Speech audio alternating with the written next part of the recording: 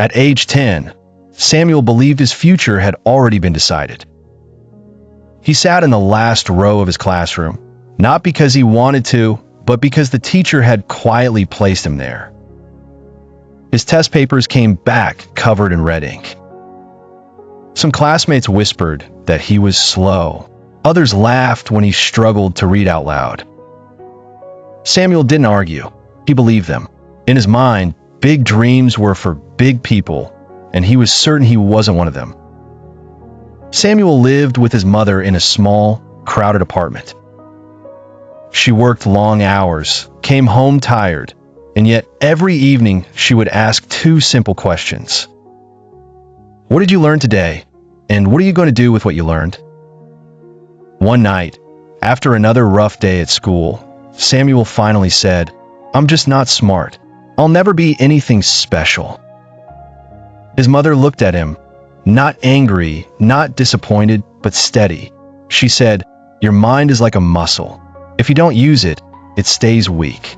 But if you work it, it grows. I don't care where you start. I care where you're willing to go." Then she made a decision that would quietly change Samuel's life.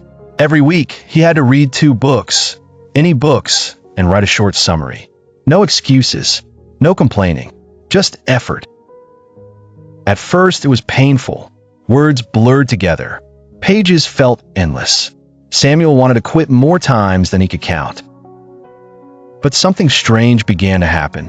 Stories started making sense. New ideas formed.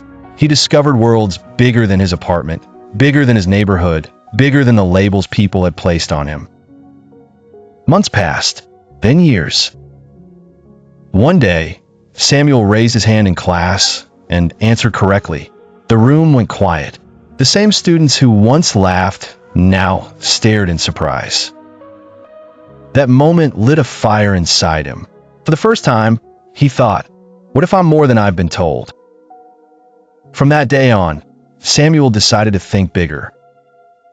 When a teacher said a subject was too hard, he leaned in. When others settled for average, he studied a little longer. When fear whispered, "You can't," he answered, "Maybe I can." The journey wasn't easy. He still failed. He still doubted. But now, failure didn't define him. It instructed him. Each setback became a lesson, not a verdict. Years later, Samuel stood in a hospital hallway, wearing a white coat, preparing for a life-changing operation. The boy once called slow had become a skilled surgeon. Families trusted him with their loved ones. Students looked up to him, and the world that once felt so small now seemed full of possibility. When someone asked him how he made it, Samuel didn't say luck or talent. He said, "I learned to think big about my mind, my effort, and my purpose."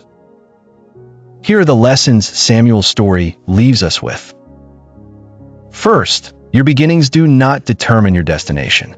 Where you start in life is not nearly as important as how far you're willing to grow. Second, belief fuels effort. When you believe growth is possible, you're willing to work for it, even when it's uncomfortable. Third, discipline beats motivation. Samuel didn't feel inspired every day, but he showed up anyway. Consistency changed his future. And finally, thinking big starts small. One book, one decision, one moment of courage. Big lives are built from small, faithful steps. If you feel limited today by your past, your education, your mistakes, remember this: the mind is powerful, and potential is not reserved for a few. When you challenge yourself to think bigger than your fears, bigger than your labels, bigger than your circumstances, you give yourself permission to become more. Think big. Your future is listening. Thank you for watching. If you enjoy the story, please comment, share, and subscribe to our channel so you don't miss our next story. See you soon.